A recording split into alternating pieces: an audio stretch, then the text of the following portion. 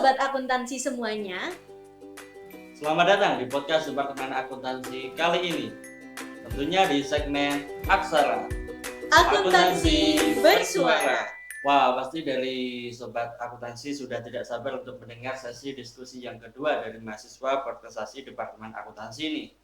Nah, bukan tanpa alasan nih teman-teman, kenapa pada sesi podcast hari ini kita itu mengundangnya mahasiswa berprestasi. Karena beberapa hari yang lalu kami dari Himpunan Mahasiswa Departemen Akuntansi itu sudah membagikan link Google Form kepada teman-teman mahasiswa Departemen Akuntansi yang berisikan aspirasi-aspirasi dari teman-teman semua. Nah, jadi kami mau mengucapkan terima kasih buat teman-teman yang udah mengisikan aspirasi-aspirasinya melalui Google Form yang telah kami sebar sebelumnya. Betul banget tuh Kak. Oh iya Kak, rasa-rasanya ada yang kurang nggak sih? Apa tuh yang kurang Kak? Seperti kata pepatah, tak kenal maka tak sayang. Izinkan kami untuk memperkenalkan diri. Perkenalkan, saya Ahmad Dahlan Habibie dan rekan saya Diana Maulia Sabrina, kami selaku MC yang akan memandu jalannya podcast pada hari ini. Jadi, tanpa berlama-lama lagi nih, dan langsung saja kita masuk ke sesi diskusi aksara nggak sih Kak? Yaitu akuntansi bersuara. Nah, sebelum kita masuk ke sesi aksara, kayaknya ada yang kurang nggak sih Kak? Yaitu kita belum memperkenalkan narasumber kita pada hari ini. Nah, narasumber kita pada hari ini yaitu ada dua mahasiswa berprestasi dari Departemen Akuntansi FEBUM, yaitu Kak Farah Fadila dan Kak Muhammad Yafi Zenas Asy'ari. Halo Kak Farah dan Kak Yafi. Halo, thank you ya. Dari Kak Yafi, gimana nih Kak Yafi hari ini untuk kabarnya? Alhamdulillah sih baik ya. Persiapan juga nih mau mulai skripsi, jadi ya mulai semangat gitu. Kemudian dari Kak Farah, bagaimana nih kabarnya? Alhamdulillah baik, mulai menempuh kehidupan baru ya karena masuk dunia kerja nih. Nah, tapi kalau dilihat-lihat nih ya Mada, Kak Farah itu kelihatan kayak berbinar-binar gitu ya. Betul banget. Apa karena habis wisuda ya Kak Farah? Ya pasti, karena alhamdulillah kan bisa tepat waktu. Terus Alhamdulillah. wisudanya pun di bulan Agustus, jadi nggak terlalu lama dengan yudisium gitu. Jadi nggak ada waktu nunggu yang lama.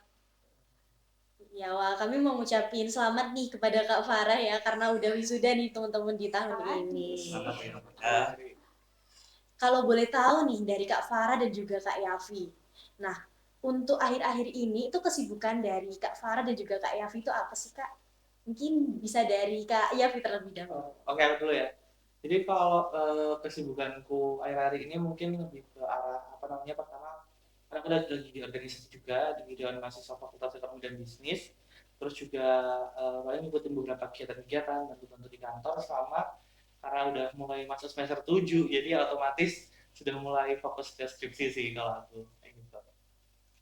Wah, keren banget ya Kak Yafi ini. Selanjutnya dari Kak Farah. Oke, kalau dari aku sendiri kesibukannya untuk sementara alhamdulillah freelance, tapi WFH, jadi bisa dikerjain di mana aja.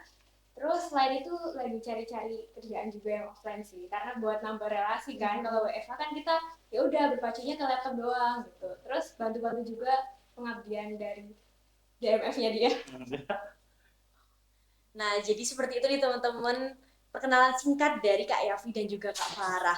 Nah, dari latar belakangnya Kak Yafi dan juga Kak Farah nih, kita tuh jadi punya banyak pertanyaan gak sih Mada di kepala kita. Nah, pertanyaannya itu nggak cuma dari aku sama Mada Kak. Jadi dari teman-teman sobat akuntansi yang ada di rumah yang udah menyuarakan aspirasinya melalui Google Form yang telah kita sebar sebelumnya. Jadi dari Kak Farah dan juga Kak Yafi, apakah sudah siap untuk menjawab pertanyaan dari kami? Insya Allah siap. Ya, bismillah. Harus siap sih. Betul, harus siap. Teman-teman, kelihatan semangat banget ya Kak Farah dan Kak Yafi ini. Tanpa berlama-lama lagi, langsung saja ke sesi diskusi Aksara Akuntansi bersuara. Nah, tapi sebelum kita masuk ke sesi diskusinya nih Kak, biar nggak seret dan juga nyendat nih nantinya ya, dari Kak Farah dan juga Kak Yafi bisa untuk meminum terlebih dahulu. Thank you ya. Baik, langsung saja dari Kak Farah dan Kak Yafi. Seperti yang kita tahu, kami dan juga beberapa dan juga sobat akuntansi di sini merupakan seorang mahasiswa. Nah, bahkan nih dari beberapa sobat akuntansi merupakan mahasiswa dari luar Kota Malang. Nah, karena perjuangan mereka yang luar biasa dan patut diapresiasi, tentunya mereka tidak ingin menjadi mahasiswa yang biasa-biasa saja atau menjadi mahasiswa yang berprestasi. Nah, dari Kak Farah dan Kak Yafi ini, eh, boleh dong dibagikan tipsnya bagaimana sih cara menjadi mahasiswa yang berprestasi?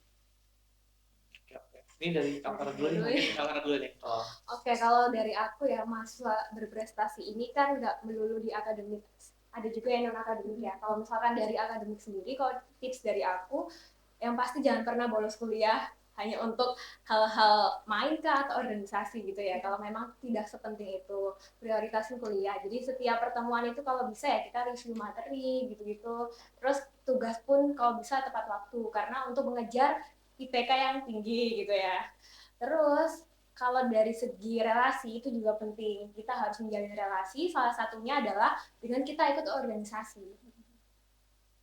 Kemudian kalau dari aku ada lagi yaitu kita harus cari-cari info. Entah itu kompetisi, lomba ataupun beasiswa karena itu penting sekali buat track record kalian semasa menjadi mahasiswa. Jadi nanti bakal bisa nambah CV kalian dan bisa menunjang kalian untuk masuk ke dunia kerja gitu kalau dari aku. Nah, tadi kan udah dari Kak Farah, teman-teman. Pastinya teman-teman itu juga penasaran kan gimana sih jawaban dari Kak Yafi? oke, kalau aku mungkin overall agak kurang lebih sama ya sama Kak Farah, tapi kalau aku mau nyorot ke take every opportunity given to you gitu loh. Jadi apapun opportunity atau kesempatan yang teman-teman dapatkan di kuliah, karena opportunity nggak cuma dapat di kelas aja, mungkin bisa jadi di luar, bisa aja saat bertemu dengan dosen atau saat teman-teman bertemu dengan organisasi, itu teman-teman bisa take opportunity. Tapi keep in mind juga kalau misalnya teman-teman itu mau ngambil opportunity itu juga harus tahu tanggung jawabnya teman-teman juga, misalnya ya benar kata Afan nggak boleh tinggal kelas. Habis itu juga kalau misalnya teman-teman udah punya tanggung jawab di suatu kelompok tertentu itu ya selesaikan tanggung jawab terlebih dahulu. Jadi apa namanya, ngambil opportunity atau kesempatan yang ada, tapi juga keep in mind dengan responsibility kalian juga, kayak gitu sih kalau menurutku. Oke, jadi begitu ya teman-teman. Tapi nih Kak, aku sebagai seorang mahasiswa itu kadang masih susah gitu Kak untuk ngebalancein antara bagaimana biar menjadi mahasiswa yang berprestasi, tapi itu tetap bisa menjadi mahasiswa yang aktif juga di lingkungan kampus. Kadang itu kalau kita menjadi mahasiswa yang berprestasi, kita itu hanya fokus pada bidang akademik kita aja, tanpa kayak mau ingin untuk menambah relasi lebih melalui kegiatan organisasi. Nah, jadi gimana sih Kak agar biar bisa balance gitu antara berprestasi tapi juga tetap bisa aktif gitu di lingkungan kampus? Dari aku ya, Iya, oke. dari Kak Yafi. Kalau dari aku mungkin pertama kalau misalnya teman-teman situasinya nih ya, misalnya lagi maba nih, itu pertama teman-teman harus punya kayak action plan ya, lebih kasarannya ya. Jadi kayak teman-teman rencananya semester 1 mau fokus ngapain, semester 2 mau fokus ngapain, terus juga semester 3, 4 dan seterusnya. Itu karena garis besarnya aja deh, kayak bisa bagi-bagi dulu. Karena dengan teman-teman sudah ada gambaran nih di masing-masing semester mau ngapain, teman-teman bakal lebih mudah gitu loh kalau misalnya mau bergerak ke arah-arah tersebut. Terus yang kedua itu tentu menggunakan sistem apa namanya itu skala prioritas. Kalau ada kalau mau ngebalancing antara kayak ngambil organisasi sama ngambil aktif di kelas dan lain sebagainya itu prioritasnya teman-teman itu tanggung jawab teman-teman juga harus diprioritaskan, mana yang penting nggak penting, urgent nggak urgent itu harus benar-benar dikembangkan kayak gitu. Itu sih kalau dari aku ya. Dari kakak gimana kak? Kalau dari aku sendiri harus berani keluar dari zona nyaman sih. Misal zona nyaman kita ya udah di kelas itu aja gitu. Nah, kita harus belajar mau nggak mau dan ada kegiatan dari dalam kita untuk bergabung dalam organisasi ataupun di luar itu. Itu sih kalau menurutku. Baik. Kemudian berbicara mengenai mahasiswa berprestasi. Nah, itu identik dengan beasiswa. Nah, dari Kak Farah sendiri, teman-teman, Kak Farah ini merupakan awardee dari beasiswa Bank Indonesia atau yang biasa dikenal dengan Genbi, betul ya Kak? Betul. Dari Kak Farah, mungkin bisa membagikan tips-tipsnya kepada teman-teman sobat akuntansi, bagaimana sih cara meraih peluang beasiswa? Oke, itu kan kalau untuk beasiswa Bank Indonesia ini di semester 4 sampai atas lah. Nah, sebenarnya aku udah coba 2 kali, itu di awal semester 4, tapi gagal. Karena entah kenapa mungkin ada berkas yang kurang atau bagaimana. Nah, terus di tahun kedua aku coba lagi, dan yang pastinya cari-cari info. Jadi kita jangan menunggu kita dapat info, tapi kita juga harus explore, entah itu di Instagram ataupun di websitenya UM. Terus dan selain itu, untuk menggait perhatian dari beasiswa itu, kita harus punya CV yang lengkap. Lengkapnya itu ya misalkan pakai ATS. Kita kan juga udah belajar ya tentang ATS itu. Terus yang kedua, pasti ada beberapa perlombaan atau kompetisi yang udah pernah kita ikuti yang menjadi daya tarik bagi penggait beasiswa itu. Nah, makanya tadi aku sebelumnya bilang kalau misal dari semester awal kalau bisa kita udah mulai explore, entah itu kompetisi, lomba, setingkat universitas aja nggak apa-apa. Itu udah menambah daya tarik kita di mata orang lain gitu. Nah, jadi tadi berbicara mengenai beasiswa, pastinya untuk meng-apply sebuah beasiswa itu kan diperlukan sebuah skill ataupun kita harus memenuhi persyaratan atau kriteria dari beasiswa yang ingin kita apply gitu kan Kak. Nah, kalau menurut Kak Farah nih, itu skill apa sih Kak yang harus kita miliki? Oke, kalau soal skill ya, menurutku yang pertama nggak melulu soal akademik. Jadi nggak berpatokan IPK, tapi yang penting IPK kalian tiga aja udah cukup. Tapi selain itu diimbangin dengan non akademiknya juga. Kalau kalau aku sendiri kan karena aku lebih banyak pengabdian ya, beberapa kali, 3 kali, jadi itu menurutku menjadi daya tarik bagi Bank Indonesia buat menggait aku. Apalagi alhamdulillah pernah ada pengabdian yang lolos Pertamina Foundation, itu kan sebuah swasta terbesar ya. Jadi menurutku adalah kenapa di tahun kedua aku bisa lolos, karena ada daya tarik itu yang membedakan aku dengan yang lain. Mungkin secara akademik memang ya nilaiku terbilang bagus, tapi tidak sebagus yang lain gitu ya. Tapi terbantu dengan lomba-lomba itu. Jadi nggak melulu harus IPK banget, nggak melulu tentang nilai banget, tapi tentang skill kita, bagaimana kita bisa bersosialisasi, khususnya kalau untuk aku pengabdian. Oke, jadi salah satu skill yang harus dimiliki adalah kita itu harus bisa untuk mempunyai nilai lebih dibandingkan orang lain ya begitu Kak. Nah, salah satu skill atau bagaimana cara kita untuk mengasah skill, apakah itu bisa didapatkan melalui kegiatan berorganisasi Kak? Ya, itu bisa, Bisa, pasti bisa. bisa. Nah, kalau berbicara mengenai organisasi nih ya, langsung saja kita pengen tuh denger ceritanya Kak Yafi. Karena Kak Yafi itu kan dulunya sebagai ketua dari Himpunan Mahasiswa Departemen Akuntansi tahun 2023. Nah, boleh tuh Kak diceritakan gimana pengalamannya ketika menjadi ketua dari HMD Akuntansi itu sendiri? Oke, kalau ketua ya, jadi ketua itu mungkin awalnya kan juga nggak expect juga kalau jadi ketua itu kan juga nggak ada apa ya pengandaian kayak oh aku ingin jadi ketua nih kayak gitu. Jadi kalau menurutku sih jadi ketua dari suatu organisasi itu menurutku itu hal belajar pertama yang menurutku itu paling penting dari menjadi seorang ketua, dan itu bisa diambil oleh semua teman-teman kalau misalnya punya opportunity yang sama seperti aku jadi ketua, itu adalah bagaimana sih caranya kalian itu bisa menggabungkan pikiran-pikiran dari orang-orang yang berjuta-juta latar belakang kayak gitu. Karena kalau kamu dari suatu organisasi, apalagi di organisasi perkuliahan, itu masih tiap orang punya mindset mereka sendiri, punya pandangan mereka sendiri, dan yang harus kita lakukan adalah menyatukannya dalam suatu satu tujuan kayak gitu. Sehingga organisasi itu bisa berjalan, entah itu ada agenda, ada program kerja dan lain sebagainya. Dan menurutku dengan kemampuan itu bisa applicable buat semua hal. Itu adalah kemampuan pertama. Kalau kemampuan kedua yang menurutku bagus kalau kita dapatkan saat menjadi suatu ketua organisasi, itu adalah sistem apa ya, mungkin lebih tepatnya kayak manajerial gitu loh. Jadi kan kalau misalnya dari teman-teman tahu ya, kalau jadi ketua itu kan ada kayak top manajerial. Jadi pikirannya strategis, pikirannya ke depan, berpanjangan kayak gitu. Dan apa namanya modelannya tuh kalau misalnya kalian jadi ketua itu harus benar-benar kalian mau dibawa kemana sih kayak gitu, organisasi kalian, kelompok kalian. Dan ini menurutku bakal berguna banget secara berkepanjangan, entah itu di organisasi lainnya ataupun di dunia pekerjaan, karena tentu itu bakal membutuhkan skill-skill kayak gitu. Itu sih dari aku.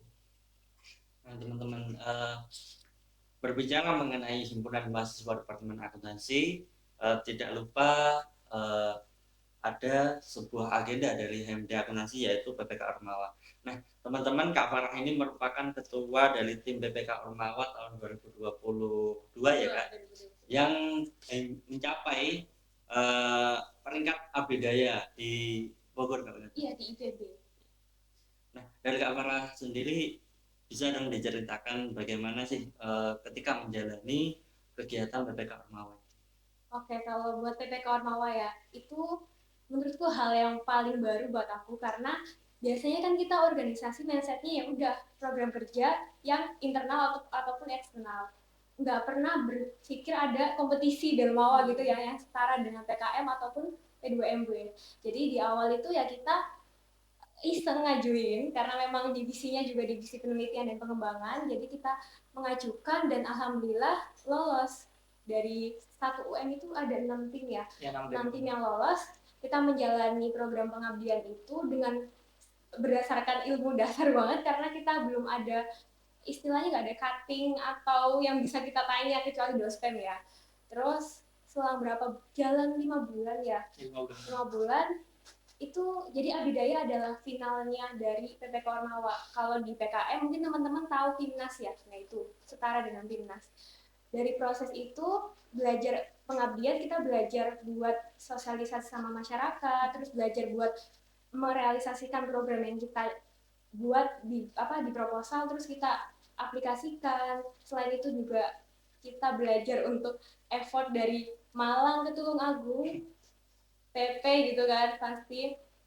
Terus alhamdulillah melewati berapa rangkaian laporan kemajuan atau PKP dinyatakan lolos final di IPB, dan itu satu univ baru 2 tim yang lolos sama BMF MIPA.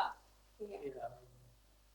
Keren banget ya dari Kak Farah juga Kak Yafi ini. Dan dulunya itu Kak Farah dan juga Kak Yafi itu satu divisi ya di Iya. HMK. Iya, benar.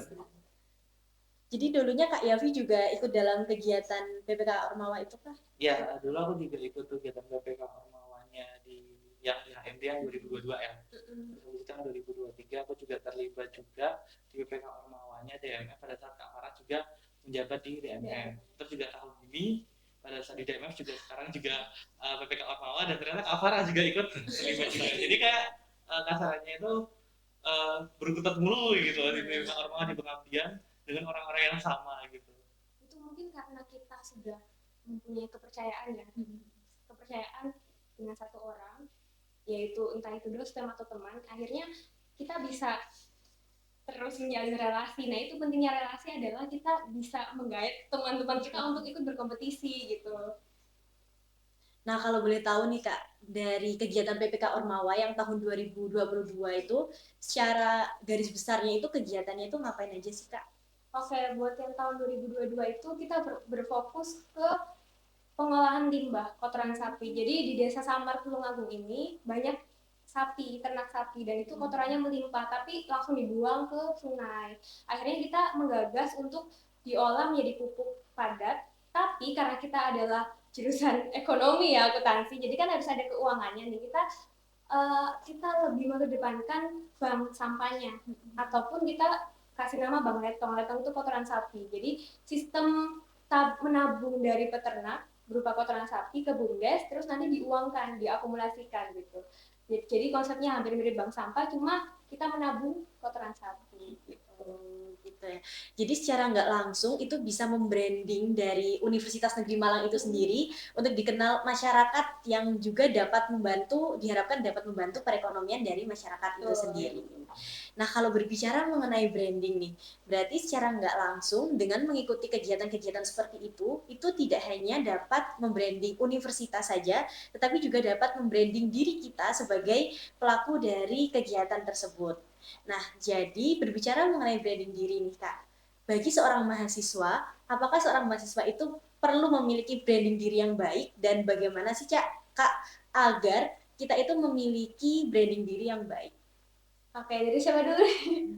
Kalau menurutku penting banget ya memiliki branding yang baik, karena branding itu tujuannya adalah apa sih, apa mau kita untuk dikenal orang lain, kita mau gimana pandangan orang lain ke kita. Kita bisa menciptakan, kita bisa mengontrol ya. Yang pertama mungkin kalau dari aku, dari hal terkecil aja, yaitu sosial media, entah itu LinkedIn ataupun Instagram ataupun Twitter ataupun TikTok, kalian bisa berkreasi di situ, yang mana di laman itu kita bisa dilihat orang banyak gitu. Misal kalau aku lebih berfokus ke Instagram. Jadi kalau Instagramku itu semua kegiatan HMB pas dulu ya, misal program kerja apapun itu aku ceritakan di caption. Mungkin bagi orang lain yang melihat ya sekedar itu ya, tapi itu akan menjadi track record aku di dalam sosial media, dan itu bisa juga kalian share ke LinkedIn juga. Mungkin kalau LinkedIn fokusnya lebih ke sertifikasi dan lain-lain ya, itu tetap harus dimasukkan. Tapi untuk Instagram kita untuk yang lebih fun, rocker, ataupun kita suka traveling. Kalau aku kan suka ya, jadi pasti antara traveling sama kegiatan organisasi aku masukkan semua di Instagram. Jadi aku benar-benar memanfaatkan sosial media untuk menciptakan brandingku. Apa aja sih yang dikerjakan seorang Farah ini gitu ya. Jadi itu penting banget sih. Karena sekarang gampang banget, kalian tinggal buka HP, buka laptop udah bisa ngepost gitu kan. Bingung caption, ChatGPT gitu kan. Maksudnya kayak banyak cara untuk kita membranding. Nah, tadi kan udah nih dari Kak Farah tipsnya untuk membranding diri. Kalau dari Kak Yafi sendiri, itu seperti apa, Kak? Oke, kalau dari aku mungkin yang pertama itu adalah manfaatin sosial media, itu benar banget. Kalau dari Kak Farah kan fokusnya itu kan di Instagram ya. Nah, kalau aku itu lebih fokus ke LinkedIn kayak gitu. Jadi kalau LinkedIn kan memang buat apapun sosial media yang profesional. Jadinya udah teman-teman isiin aja kayak misalnya pengalaman teman-teman, habis itu kegiatan volunteer teman-teman, organisasi, hak paten, publikasi, udah keluarin aja, masukin aja semua kayak gitu. Karena tujuannya itu adalah kalau misalnya teman-teman di LinkedIn itu kalian teman-teman bisa kesorot dengan keaktifan teman-teman memperbarui profil teman-teman. Kalau teman-teman berani juga, teman-teman bisa kayak ngeposting di IG juga gitu.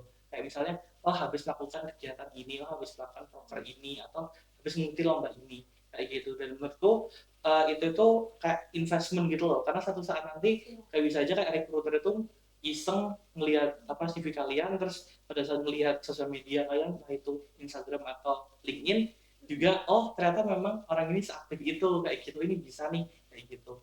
Tapi di sisi lain, selain dari segi online ya, dari menggunakan sosmed, branding secara offline itu juga bisa dilakuin. Contohnya adalah aktif berkegiatan, kegiatan kemahasiswaan seperti mulai organisasi, mulai ikut pengabdian penelitian dosen, ikut volunteer, komunitas dan apa, itu juga membantu juga teman-teman buat brandingnya teman-teman juga. Karena kalau teman-teman cuma aktif di sosial media aja, tapi teman-teman nggak membranding diri kayak di aktif di offline, itu malah kesannya apa namanya kayak oh cuma posting doang gitu, oh cuma buat apa doang kayak gitu. Jadi harus ngimbangin lah antara branding kita di dunia maya sama di dunia nyata kayak gitu. Nah, teman-teman, ini tadi merupakan tips dari Kak Farah dan Kak Yafi terkait bagaimana cara membranding diri dengan baik. Nah, Kak, berbicara mengenai branding diri, tentunya dibutuhkan konsistensi. Nah, aku merasa ketika awal-awal membranding diri aku sangat menggebu-gebu, tapi pada tengah dan akhirnya itu cenderung capek gitu. Iya, benar banget. Nah, dari Kak Farah dan Kak Yafi, bagaimana sih tips untuk menjaga konsistensi ketika kita membranding diri? Dulu. Oke. Kalau menurutku sih nge-branding personal branding itu adalah pelan-pelan aja. Jadi kayak udah teman-teman misalnya habis berkegiatan apa, terus teman-teman kayak lu pengen ngepost tapi lagi capek atau apa gitu. Ya, ini teman-teman hold dulu aja nggak apa-apa. Habis itu kayak nanti bisa di-post, late post aja nggak masalah. Oh ya juga tidak juga mempengaruhi apa-apa gitu. Terus habis itu juga kalau misalnya teman-teman dari hal yang sederhana yang kayak ngepost story biasa, udah posting di platform yang lain kayak gitu. Jadi caranya buat konsisten itu adalah jangan terlalu terpaku kayak wah ingin personal branding terus punya mass of following kayak gitu, atau follower atau apa. Jadi kayak pelan-pelan aja gitu. Toh ya juga tiap orang punya pacing yang masing-masing. Kalau misalnya kalian mau bisa gercep, bisa menggebu-gebu, bisa apa dan secara konsisten, ya itu silahkan. Tapi kalau misalnya dari teman-teman nggak bisa, ya udah pelan-pelan aja. Oh ya juga nanti bakal kebangun dan jadi personal branding teman-teman yang teman-teman harapin kayak gitu. Itu sih kalau dari aku. Dari apa gimana? Kalau aku setuju juga sih yang dari Yafi. Mungkin aku menambahkan dikit ya. Buat konsistensi yang pasti kita harus ada niatan. Jadi dari dalam diri kita pun harus ada kesadaran bahwa kita udah ada di fase mahasiswa kayak udah akhir, dan kita akan menuju ke kehidupan yang nyata, kerja. Jadi kita harus sebisa mungkin kita sudah mulai membranding diri kita, karena itu penting banget buat kredibilitas diri kita sendiri. Jadi harus niat dari dalam hati kita. Nah, jadi tadi udah dijelasin kan teman-teman gimana untuk cara membangun branding diri dan juga menjaga konsistensinya dari Kak Farah dan juga Kak Yafi. Nah, salah satunya yaitu dengan mengikuti berbagai macam kegiatan. Nah, tapi Kak, kadang itu kalau misalkan nih kita ikut berbagai macam kegiatan, kadang itu kita bingung gitu loh buat bagi waktunya, mana yang harus dikerjakan terlebih dahulu. Tadi dari Kak Yafi dan juga Kak Farah juga udah menjelaskan kan terkait dengan skala prioritas gitu. Tapi kalau misalkan kita mengikuti banyak kegiatan karena kita ingin membangun branding diri yang baik gitu, itu gimana sih Kak cara untuk memanajemen diri kita ataupun manajemen waktu itu seperti apa? Oke, kalau misalkan dari aku ya untuk manajemen waktu yang pastinya pertama kita harus tahu kemampuan diri kita sebelum kita mengambil sebuah pilihan. Jadi kalau misal kita tahu nih prioritas kita kuliah, kita kan punya jadwal ya, kita harus melihat oh ini kuliahnya dari hari apa sampai hari apa, jam berapa, dan kalau misal aku mengambil sebuah kompetisi ataupun organisasi, kira-kira aku mampu nggak? Tanyakan ke diri kita. Kalau misal mampu, berarti kita harus mau menerima resiko semuanya, entah itu kita kecapean, sakit, dan lain sebagainya. Jadi udah harus sadar dalam diri kita kalau misal apa yang kita pilih bakal ada resikonya gitu. Terus mungkin yang kedua, selain selain kita niat dari dalam hati lagi, kita juga harus punya apa ya kayak motivasi, dorongan. Kita pertanyakan ke diri kita sebenarnya kita punya tujuan apa sih berkuliah di sebuah kampus gitu. Jadi kita balik lagi ke tujuan awal kita apa. Oh dari aku, dari aku. Kalau dari aku sih mungkin lebih ke arah apa namanya, kalau kita kayak kelabakan ya manajemen waktu itu adalah belajar untuk berkata tidak. Karena memang tadi kan aku sampaikan ya kalau misalnya take every opportunity kan, tapi di sisi lain kan teman-teman itu kalau misalnya udah tahu nih teman-teman udah penuh kapasitasnya full capacity dan udah nggak bisa nambah kegiatan lain meskipun ditawarin oleh teman terdekat, orang terdekat, dosen yang memang akrab sama kita, itu it's okay to say no gitu loh, nggak apa-apa kalian ngomong tidak karena ya itu udah jadi kapasitas kalian. Karena kalau misalnya teman-teman misalnya udah berada di titik di mana semuanya itu udah nggak bisa berjalan efektif, mau nggak mau solusi yang dilakukan itu adalah harus melepas salah satu. Dan tentu kalau nggak lepas itu juga harus hati-hati. Melepasnya itu ya selesaiin tanggung jawabnya dulu, baru dilepas kayak gitu. Jadi jangan tiba-tiba moro-moro hilang. Nah itu adalah penyakit mahasiswa kalau misalnya udah terlalu numpuk, tiba-tiba hilang. Hilang dari organisasi, hilang dari perlombaan, bahkan ada yang kadang hilang dari kelas itu juga ada. Hilang dari gitu. kelompok paling sering. Nah jadi kayak benar-benar aware aja gitu. Selain dari skala prioritas, niat, kapasitas diri, dan juga yang terakhir adalah berani berkata tidak.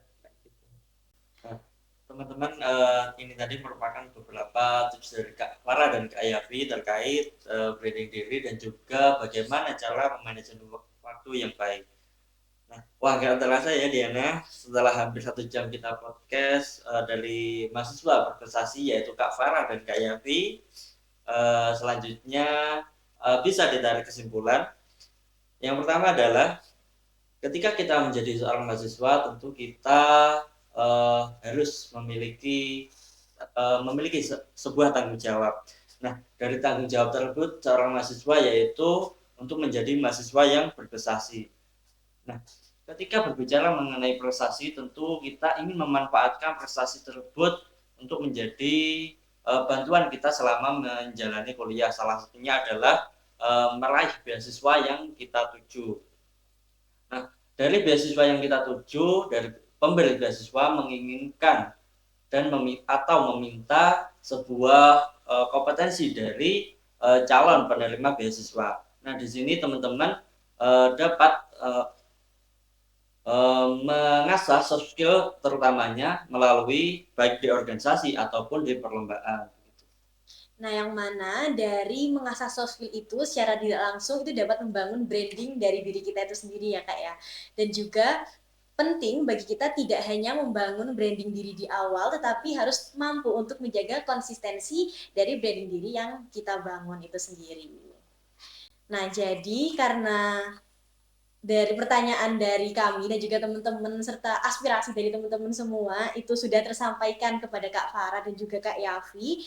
Jadi dari Kak Farah dan juga Kak Yafi untuk menutup podcast pada hari ini bisa disampaikan sepatah dua patah kata kepada teman-teman yang ada di rumah. Oke. Mungkin kalau closing statement dari aku sih, teman-teman udah tahu kalau misalnya kita adalah seorang mahasiswa. Udah tahu mahasiswa itu adalah transisi dari kita belajar dari seorang anak-anak remaja menuju ke dewasa. Sehingga teman-teman harus benar-benar mempersiapkan bagaimanapun caranya biar teman-teman bisa survive di dunia nyata nantinya. Maka dari itu teman-teman bisa memanfaatkan semua pengalaman-pengalaman teman-teman, kesempatan yang diberikan, dan juga harus tetap menjaga konsistensi dan tanggung jawab yang diberikan. Karena teman-teman tahu bahwasanya di usia kita atau di masa kita berkuliah ini itu akan membentuk siapa kita nantinya. Jadi manfaatkan dengan baik dan jangan lupa untuk selalu tetap konsisten karena pasti teman-teman itu bisa. Jadi Oke, kalau dari aku santai aja sih. Yang pertama adalah kita harus santai dalam menjalani semester kita. Maksudnya nggak usah panik kalau misal kalian udah di semester pertengahan ataupun akhir ataupun mau magang. Jadi nikmati aja masa kuliah. Terus pada saat kita menikmati kita juga harus berupaya semaksimal mungkin. Tentunya dengan hati karena biar hasilnya lebih maksimal. Karena kalau kita nggak ikhlas dalam mengerjakan sesuatu pasti endingnya ada aja gitu. Jadi harus santai tapi juga harus fokus. Karena kalau dibawa serius banget kayaknya untuk zaman Gen Z sekarang terlalu rumit kalau menurutku ya. Jadi kalian juga harus punya tujuan, mau lulus tepat waktu atau bagaimana, terus mau skripsian kapan, bimbingan dan lain sebagainya. Jadi harus punya timeline dalam hidup kita. Oke, baik, terima kasih Kak Farah dan juga Kak Yafi atas closing statement yang udah diberikan. Dan semoga dengan adanya podcast ini itu dapat menginspirasi teman-teman mahasiswa di Departemen Akuntansi khususnya. Dan juga semoga dengan adanya podcast ini dapat membawa Departemen Akuntansi menjadi jauh lebih baik ke depannya. Nah, jadi karena udah ada closing statement juga dari Kak Farah dan juga Kak Yafi, maka podcast pada hari ini dapat kita akhiri. Jadi buat teman-teman bisa aspirasikan suaramu menuju akuntansi maju. Dan juga sekian podcast pada hari ini. Sampai jumpa di podcast selanjutnya ya. Tentunya tetap di segmen Aksara. Salurkan aspirasi menuju perubahan yang pasti.